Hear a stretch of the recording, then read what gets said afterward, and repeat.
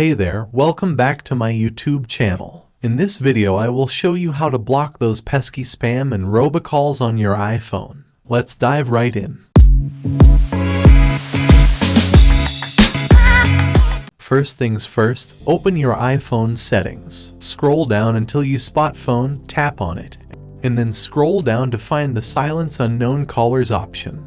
Simply toggle the switch to turn it on. By doing this, you'll block calls from unknown numbers, but don't worry, your friends' calls from an unknown number won't be affected. This nifty feature uses AI technology to cross-check caller IDs from various platforms like mail and messages, only blocking numbers not in your contacts or messages. However, known users with an unknown number can still get through. Another effective method is heading over to the App Store. Search for Call Protect and download the app. Once installed, open it and grant the necessary permissions by toggling the switch. In the app settings, click on Call Blocking and Identification and toggle on the Call Protect switch.